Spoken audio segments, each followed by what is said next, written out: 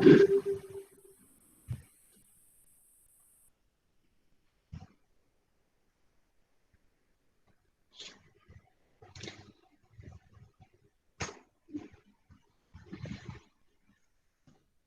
Matrix equal उस वक्त होंगे, आगे है इक्वल मैट्रिक्स, वो मैट्रिक्स इक्वल उस वक्त होंगे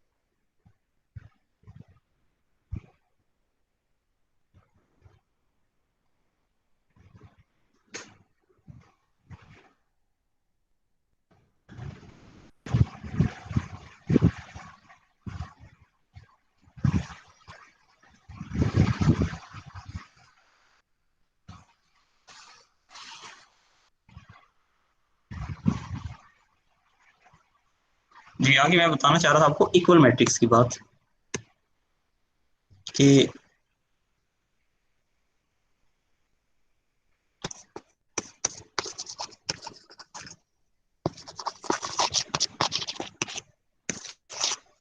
दो मैट्रिक्स इक्वल उस वक्त होंगे जब ये दो कंडीशन फुलफिल करें।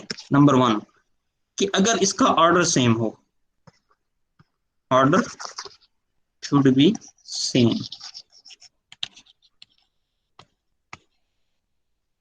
दूसरा ये कि corresponding एंटिटीज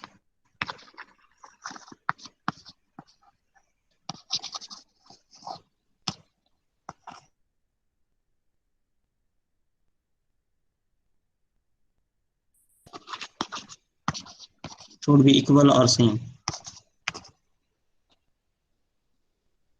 अगर एक मैट्रिक्स ए है जो कि 2 by 2 का लेट्स सपोज है, 2 1 3 7, एक मैट्रिक्स बी है 2 1 3 7, तो ये इक्वल हैं। क्यों इक्वल हैं? Then A equal B, why? Because number one, इसका ऑर्डर दोनों का क्या है, 2 by 2 का।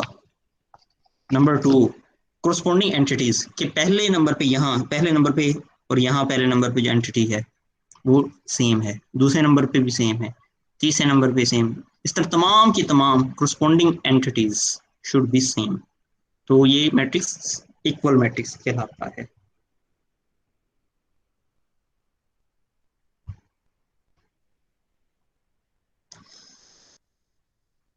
अच्छा, इसके बाद मैं आपको थोड़ा सा ये बता दूं, रेक्टेंगल जिसके रेक्टेंगल की शेप इस तरह बन रही हो, या उसका ऑर्डर जो है वो इक्वल ना हो नंबर ऑफ कॉलम के, तो उसको हम, अगर ऑर्डर इक्वल ना हो यानी रोज और कॉलम इक्वल ना हो, तो फिर उसको हम कहते हैं रेक्टेंगुलर मैट्रिक्स। और अगर वो इक्वल हो तो उसको हम कहते हैं स्क्वायर मैट्रिक्स। अगर एंटिटी सारी जीरो हो तो उसको हम कहते हैं नल या जीरो मैट्रिक्स। इसको जरा मैं यहाँ एलेबोरेट भी कर देता हूँ।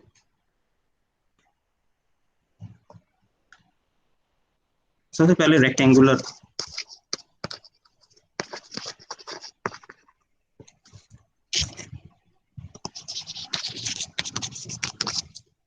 मैट्रिक्स जो है, ये वो मैट्रिक्स है कि जिसमें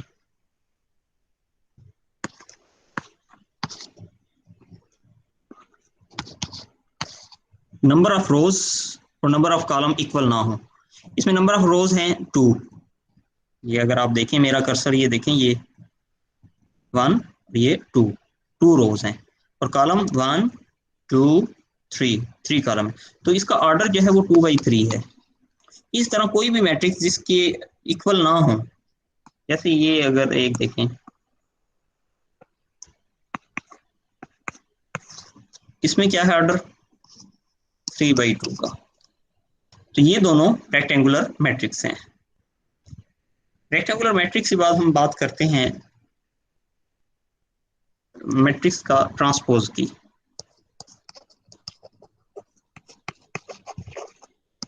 ट्रांसपोज कहते हैं अगर ए मैट्रिक्स है ए, वो इक्वल है 1 3 5 9, इसका ऑर्डर क्या है 2/2, इसका हम ट्रांसपोज लेते हैं।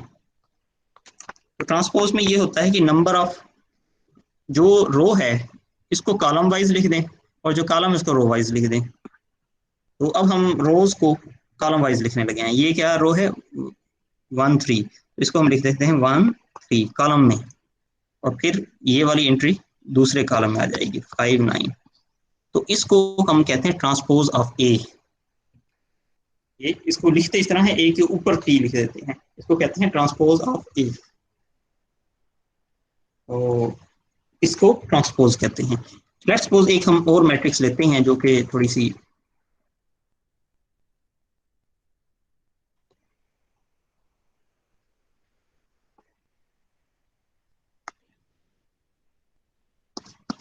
हम एक बी मैट्रिक्स लेते हैं जो कि लेट्स सपोज इस तरह है 1 3 4 5 6 7 9 10 11। ये एक मैट्रिक्स है। ये मैट्रिक्स का ऑर्डर क्या है, रोज कितनी है 3, कॉलम कितने हैं 3, तो इसका ऑर्डर 3/3 का है। एक रो, नंबर 2 रो, नंबर 3 रो। कॉलम की बात की जाए तो ये पहला कॉलम, दूसरा कॉलम, तीसरा कॉलम। इसका अगर हमने ट्रांसपोज लेना है, क्या लेना है ट्रांसपोज, तो ट्रांसपोज लेने के लिए हम पहले बी के ऊपर टी लिखेंगे, और ये करेंगे कि यहाँ ये जो रो है 1 3 4 इसको कॉलम वाइज लिख देंगे, यानी जो हॉरिजॉन्टल एंट्री है इसको वर्टिकली लिख देंगे 1 3 4 5 6 7। फिर है 9 10 11, 9 10 11। तो ये वाला जो मैट्रिक्स नीचे है ये ट्रांसपोज है डी का।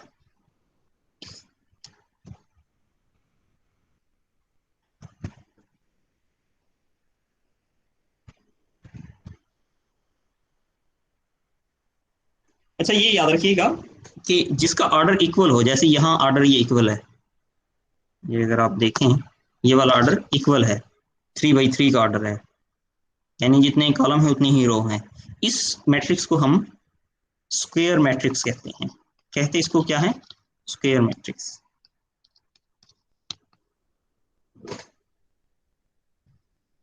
जी क्लास, अब अगर किसी को इसमें कोई क्वेश्चन हो, जितना हमने पढ़ा है इसमें आप फ्रीली पूछ सकते हैं।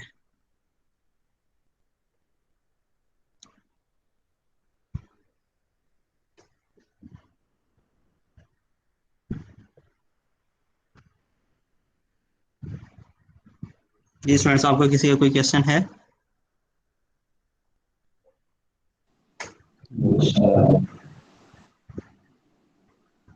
किसी का कोई क्वेश्चन नहीं है? आगे मूव करें। यस सर, आगे मूव करें सर। सर एक बात तो एक दो बार रिवाइज करा दें।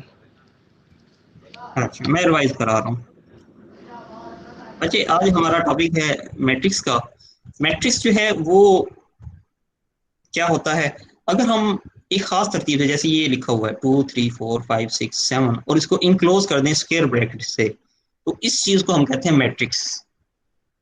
मैट्रिक्स में जो हॉरिजॉन्टल एलिमेंट हैं ये मिलके रो बनाते हैं, और जो वर्टिकल है, वर्टिकल का मतलब ये डायरेक्शन जहां मेरा ये नीचे की तरफ अप डाउन, अप डाउन, तो ये कॉलम कहलाता है। जो लेफ्ट से राइट है ये रो है। तो इसमें रोज कितनी है 2, कॉलम कितनी है 3। सबसे पहले बात करते हैं हम ऑर्डर ऑफ मैट्रिक्स की। ऑर्डर ऑफ मैट्रिक्स क्या होता है, अगर इसकी बात की जाए, इसमें रोज कितनी है 2, कॉलम कितने हैं 3, तो इसका ऑर्डर हो जाएगा 2/3। यानी शुरू में हमने क्या लिखा, नंबर ऑफ रोज, और बाद में हमने क्या लिखा नंबर ऑफ कॉलम्स। इस तरह एक और मैट्रिक्स अगर हम लेते हैं, ये अगर मैट्रिक्स है, ये स्क्वायर ब्रैकेट से हमने इसको इनक्लोज किया 24079 -5, तो ये आपकी एक मैट्रिक्स है। इसका ऑर्डर देखा जाए तो इसमें रोज हैं 3, मैंने 3 लिखा है, और कॉलम है 2, तो 3 मल्टीप्लाई बाई 2 ये इसका ऑर्डर होगा। अगर एक मैट्रिक्स है उसमें सिर्फ सिर्फ एक रो है तो उसको रो मैट्रिक्स कहते हैं, जैसे ये रो मैट्रिक्स है। अगर एक मैट्रिक्स है जिसमें सिर्फ और सिर्फ एक कॉलम है तो उसको कॉलम मैट्रिक्स कहते हैं। अगर कोई मैट्रिक्स है जिसमें ऑर्डर भी सेम हो और उसके कोरस्पॉन्डिंग एलिमेंट भी सेम हो, कोरस्पॉन्डिंग का मतलब जो पहले नंबर पे है, जो दूसरे पे है, वो दूसरे के साथ, तीसरा तीसरे के साथ, चौथा चौथे के साथ। वो इधर जैसे देखा जाए इसमें इसमें जो ये वाला एलिमेंट है 2 2, इसको 2 2 कहते हैं। ये चलो हम आगे बात करेंगे। ये जो चौथे नंबर पे एलिमेंट है दोनों का वो सेम है, पहले वाला भी सेम है, दूसरे वाला। तो जिस वक्त इनका ऑर्डर सेम हो 2 बाई 2 2 बाई 2, दोनों का ऑर्डर सेम है, और इनके कोरस्पॉन्डिंग एंट्रीज भी सेम हो तो उसको हम इक्वल मैट्रिक्स कहते हैं। इस केस में ए और बी इक्वल मैट्रिक्स है।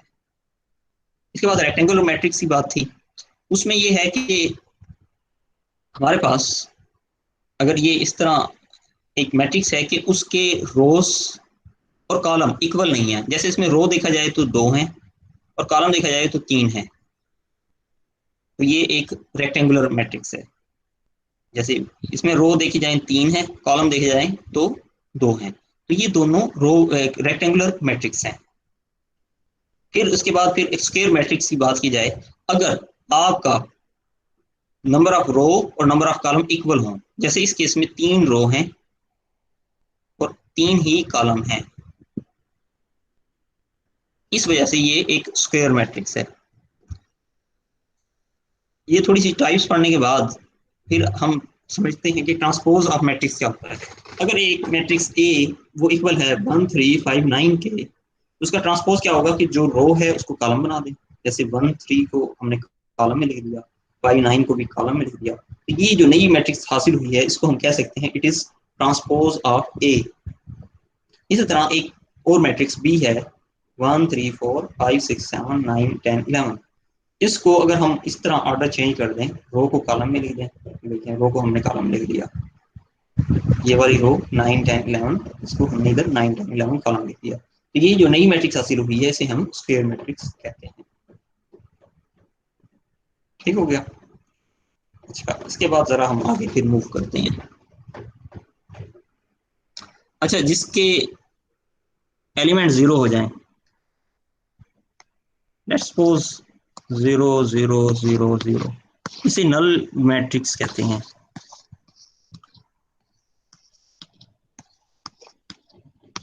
इसका ऑर्डर कितना है पहले वाली का, इसका ऑर्डर है 2 बाई 2, और इस वाले का मैट क्या है 3 बाई 3,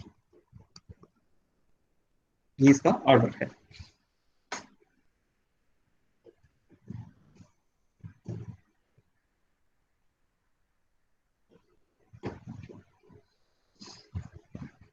अब हम जरा बात कर लेते हैं नेगेटिव ऑफ मैट्रिक्स की। चलो नेगेटिव ऑफ मैट्रिक्स कर दो।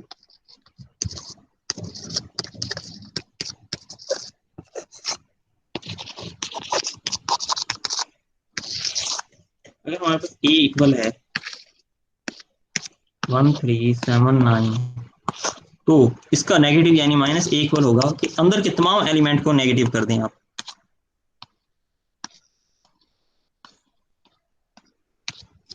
तमाम एलिमेंट नेगेटिव, जो पॉजिटिव हैं उनको नेगेटिव कर दें और जो नेगेटिव है उसको पॉजिटिव कर दें। जैसे अगर बात की जाए इसकी,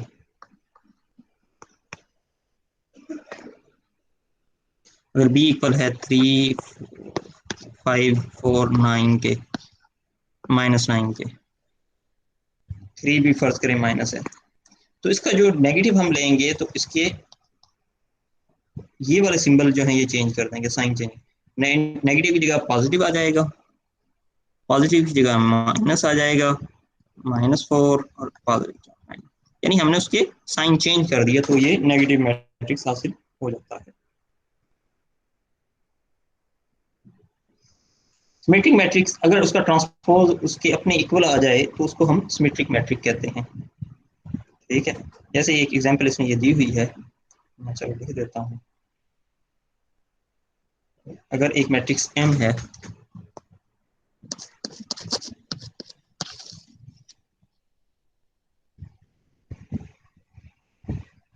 वन टू थ्री,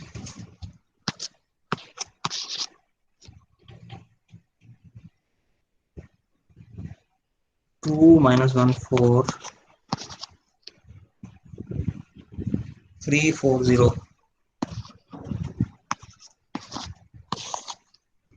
इसका ट्रांसपोज हम ले लेते हैं।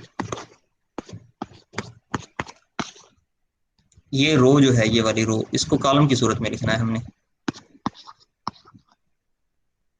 2 - 1 4 3 4 0। जब हमने इसका ट्रांसपोज ले लिया तो हमें पता चला कि ये दोनों तो इक्वल हैं। ऐसे ही जो मैट्रिक्स हो जिसका ट्रांसपोज उसके अपने इक्वल आ जाए, ऐसी मैट्रिक्स को हम कहते हैं symmetric matric.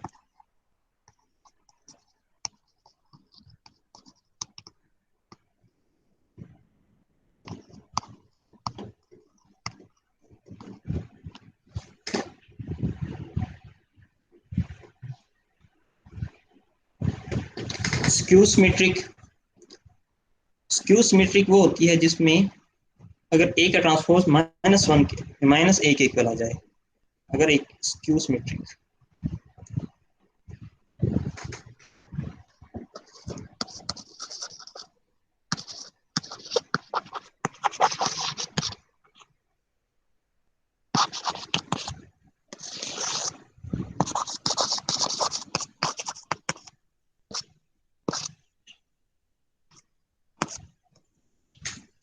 Skew symmetric matrix, let's suppose एक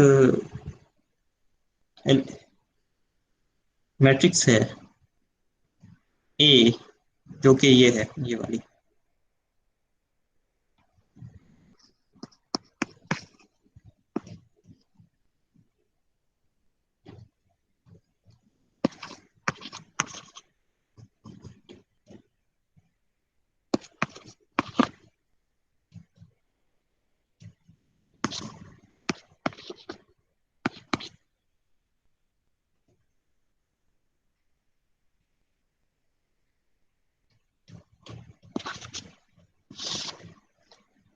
तो इसका अगर हम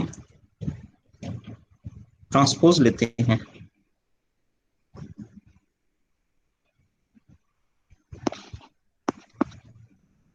इसका हम ट्रांसपोज लेते हैं तो हमारे पास उसकी वैल्यू आएगी 0 2 3 -2 0 1 -3 -1 0। तो ये वाला जो ट्रांसपोज आया है ये इक्वल है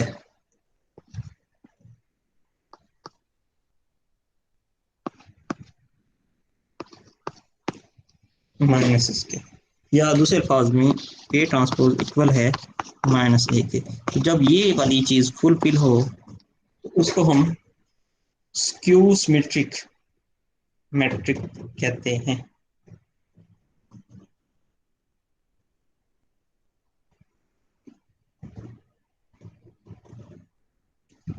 अगर एक मैट्रिक्स है जिसके सिर्फ डायगोनल में एंट्रीज हों, जैसे लेट्स सपोज एक मैट्रिक्स है, सी मैट्रिक्स है, लेट्स सपोज उसके 1 0 0 9,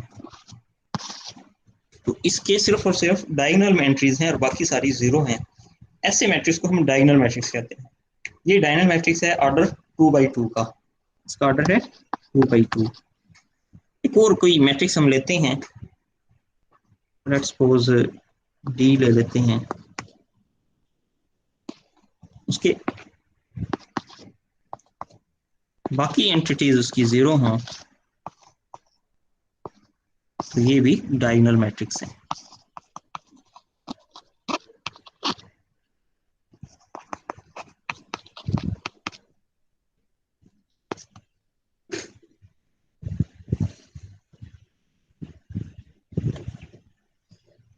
अगर ऐसा डायगोनल मैट्रिक्स जिसका डायगोनल में 1 हो उसको आइडेंटिटी मैट्रिक्स कहते हैं, और उसको आई से हमेशा डिनोट करते हैं। तो आई इक्वल होगा हमारे पास 1 1 1। ये आई मैट्रिक्स है ऑफ ऑर्डर 3/3 का। ऑर्डर 2/2 का क्या होगा? 1 1 और बाकी दोनों 0। ये ऑर्डर 2/2 का। इसी तरह ऑर्डर 4/4 का क्या होगा? 1 1 1 1 और बाकी एलिमेंट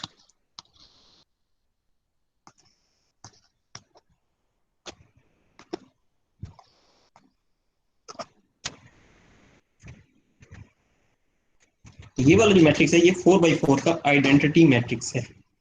आइडेंटिटी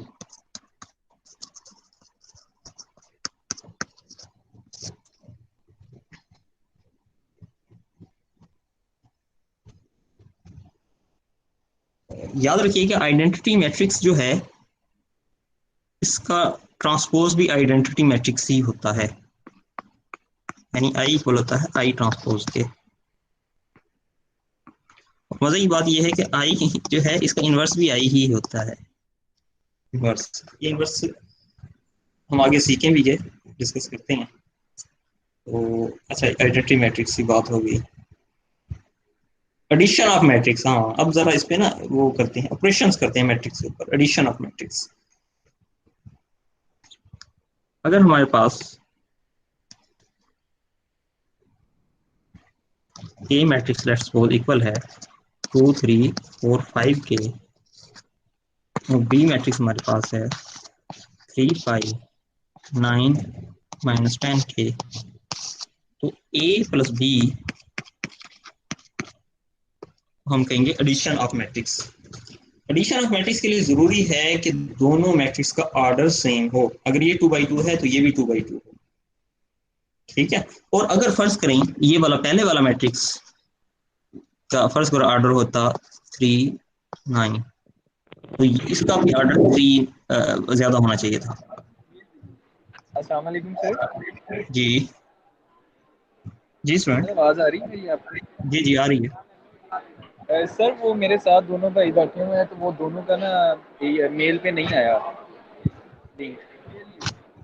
सीआर ने जो मुझे भेजे मैंने सबको मेल की है, इसीलिए थोड़ा लेट थी आज क्लास। सर मैं 1 मिनट आपको बताता हूँ। अदर वो मोबाइल देना अपना। सर वो मेरे घर आए हुए हैं अभी सारे। अच्छा सर 1 मिनट मैं ना जरा खुद चेक कर लूँ, एक बार पर्सनली मैं आपको भी बताता हूँ। Excuse me sir.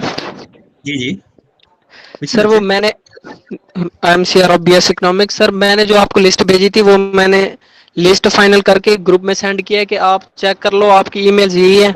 तो उन्होंने उस वक्त कोई एतराज नहीं किया। अब वो कह रहे हैं कि हमारी ईमेल में ये चीज ये गलत है।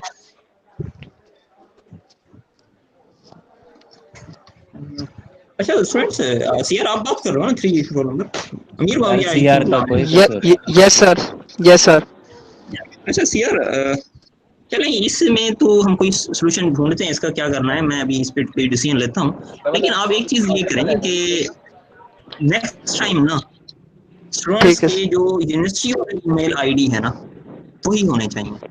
और वो कैसे होंगे? यूनिवर्सिटी। जब आपको रजिस्ट्रेशन नंबर जी मिलेगा जी सर। तो लाजमी जो है ना वो आपको ईमेल भी जनरेट करके देंगे, ठीक है। ठीक है उसका पासवर्ड देंगे और नेक्स्ट टाइम मैं आपको ना वहीं से मेल किया करूँगा। सर। वो कुछ बच्चों को रजिस्ट्रेशन नंबर मिला है, कुछ बच्चों को नहीं मिला, इसीलिए सर वो ईमेल वाला मैं यही कह आपको। रहा हूँ बच्चे आप लोग बहुत लेट जा रहे हैं। मेरे पास यहाँ मैकेनिकल के बच्चे भी हैं, वो वक्त पे वो उन्होंने करवा लिया है रजिस्ट्रेशन। एक आध का इशू था, वो वहाँ गए ठीक एचआर ऑफिस में, हमारी यूनिवर्सिटी के एचआर ऑफिस है स्टूडेंट सेक्शन का, एचआर कह रहा सॉरी, ठीक स्टूडेंट सेक्शन में गए, स्टूडेंट सेक्शन 1 में गए जो अंडर ग्रेजुएट को डील करता है, और वहां से उन्होंने ठीक। अपनी यूजर नेम पासवर्ड और ईमेल वगैरह सारी चीजें ले ली, चलिए ठीक ठीक है। है सर। तो ठीक। वो वाली ईमेल जो है ना वो होगी आपका, जैसे रोल नंबर है @ रोल नंबर पूरा @kfuit.edu.pk, तो वो वाला ठीक है। आप यूज कर सकते हैं। और मेरे लिए अटेंडेंस मेंटेन करना भी आसान है। अच्छा, एक स्टूडेंट ने ये ठीक पूछा ठीक कि अटेंडेंस कहाँ से होगी? बच्चे ये ऑटोमेटिक है मेरे पास, ये सॉफ्टवेयर, ये देख लें, ये आप इसमें लिखा आ रहा है कि ये देख रहे हैं आप, सर एक मिनट मेरी बात सुनिएगा सर। आपको ये नजर आ रहा है मेरा? इसमें जैसे अगर ये देखें सबसे आखिर मोहम्मद उमर है, इसने अभी तक एक यानी 1 सेकंड लॉग इन हुआ और फिर आउट हो गया। इसने सिर्फ 5 सेकंड ली है क्लास, इसने 10 मिनट 36 सेकंड ली है क्लास। तो ये मेरे पास ऑटोमेटिक है। ये देखिए नज़ीर जो है इसने 20 मिनट 25 सेकंड हुए हैं, इसने शुरू से ज्वाइन की हुई है। तो सर एक रिक्वेस्ट है सर आपसे। जी सर रिक्वेस्ट ये है कि आपने जो पहले लेक्चर्स ऑनलाइन किए थे ना सर, आपने वो हमें लिंक व्हाट्सएप ग्रुप में दिया था। हमारा बीएस हम्म। इकोनॉमिक्स का जो ग्रुप है ना सर, उसमें अगर आप सेंड कर दें काइंडली तो वो ज़्यादा बेस्ट रह जाता है, उससे सब ज्वाइन कर लेते हैं क्योंकि हमारी सारी क्लास उसके अंदर है।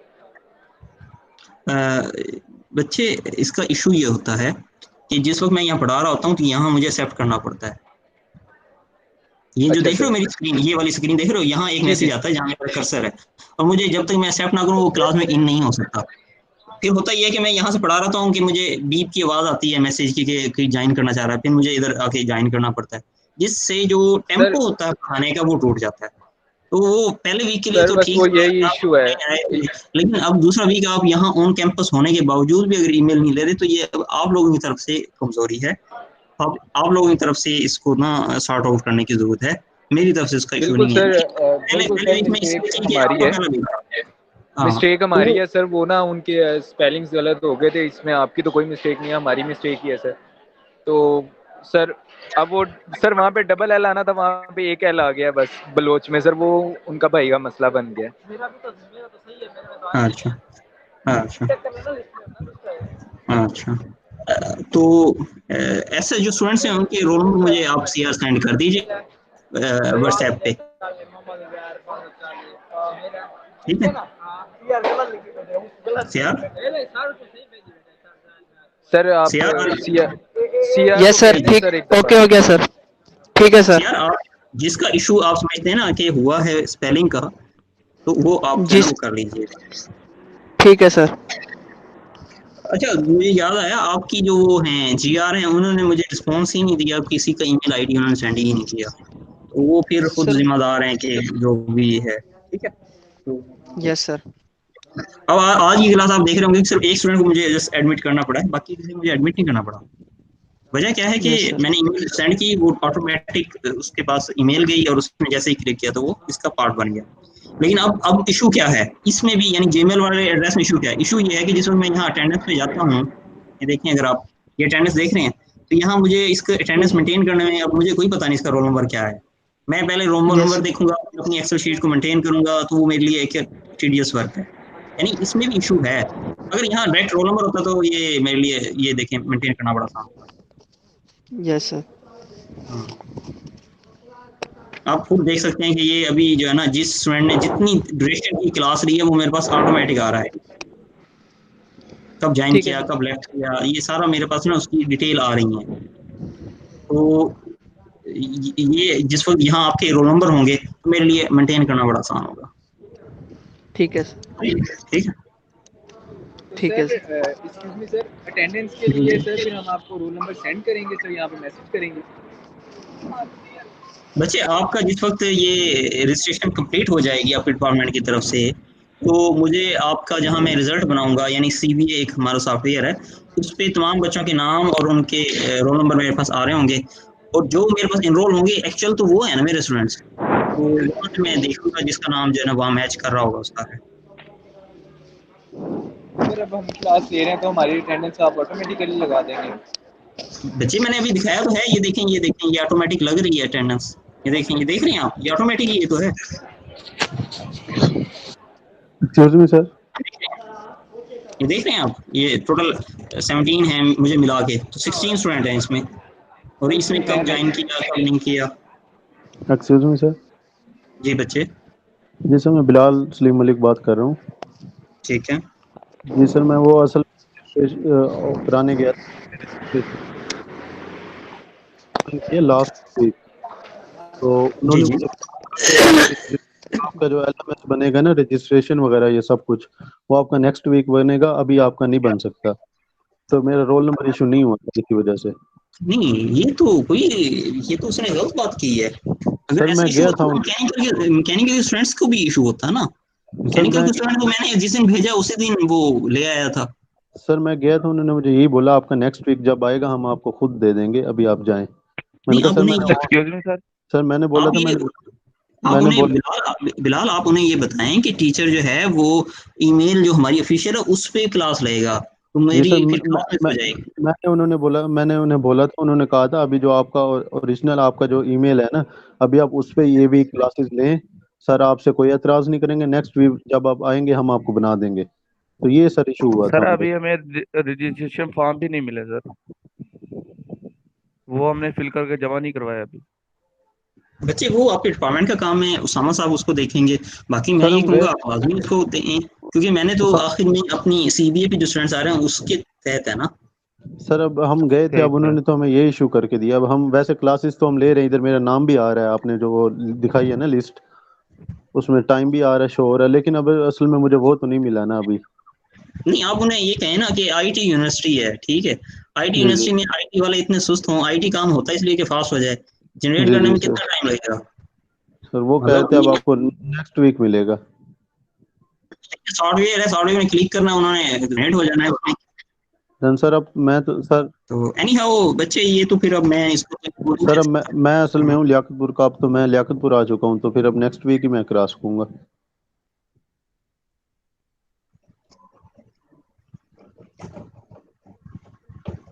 चलें बहरहाल। सर अब मैं अच्छा स्टूडेंट्स, जो आप यहाँ मौजूद हैं, आप यहाँ जो मौजूद हैं जिनके रोल नंबर हैं, वो रोल नंबर मुझे टेक्स्ट कर दें, मैसेज कर दें। वो असल में जो आपकी लिस्ट जो सर चल रही है ना, रोल नंबर वाली, उसमें मेरा नाम शो हो रहा है सर, जो कितनी देर बैठा है ये वो तो आपके पास होगा रिकॉर्ड। जी जी जी, बिल्कुल मेरे पास जी होगा। सर। जी वहाँ से वो मेरा शो हो रहा है, तो इस वीक आप फिर ये इसी से कर लें नहीं, सर इस वीक तो आप फाइनल। ज्वाइन किया हुआ है ना बच्चे, इस वक्त तो जी जी आपने ज्वाइन किया हुआ है, मैंने आपको जी इस जी वीक तो आउट नहीं किया। जी जी मैं तो ये वही कह रहा हूँ मैं कि नेक्स्ट टाइम जो है ना, कोशिश करें आप वो वाला जी लें। जी नहीं सर इस असल वीक में। में मैंने ये रजिस्ट्रेशन की है कि जिसका जीमेल था उसको भी मैंने मतलब वो जी मेल जी कर दी थी। नहीं असल although में मुझे आप बोल रहे थे ना कल से टाइम। आप ना करके हैं, तो मैंने कहा सर मैं बता दूं कि अभी ये वीक तो अब करना पड़ेगा सर को। अच्छा, चलें जी सर। ठीक। ठीक है सर। ठीक ठीक। ठीक। अपना ना रोल नंबर मुझे ना इधर वो करते हैं, टेक्स्ट चैट में ना मुझे वो करते हैं, सेंड करते हैं। नाम नहीं करना, सिर्फ रोल या वो नाम तो खुद ब खुद आ जाएगा, सिर्फ रोल नंबर करते हैं। अच्छा क्लास, मैं ये आपको बताना चाह रहा था कि इसका ऑर्डर जो है, यानी शुरू में जो मैट्रिक्स मैंने लिया है ये 2x2 का था, और बाद में जो लिया है वो 2x3 का है। जिस वक्त ये ऑरेंज वाली इंक शामिल कर दी जाए तो इसका ऑर्डर क्या है, 3x2, सॉरी 2x3। जब इन दोनों का ऑर्डर सेम हो तभी ये ऐड हो सकते हैं। जैसे इस केस में अगर हम लेते हैं और हम ये कहते हैं कि हम ऐड करते हैं इन दोनों को, लेट्स सपोज ये नहीं है, अब इसका ऑर्डर क्या है 2x2 का।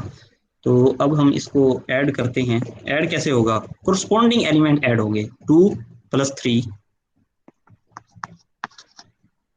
3 + 5, 4 + 9, 5 ± 10।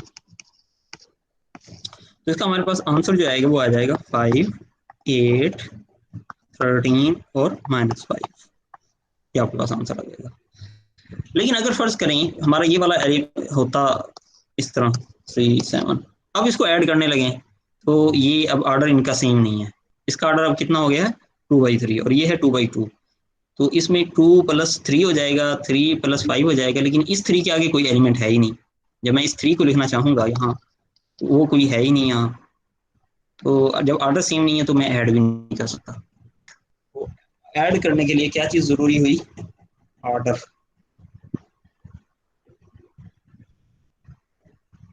ठीक है। अब मैं इधर लिख देता हूँ, note to add Add mean addition. Or subtract two matrices, then it is necessary to have same order.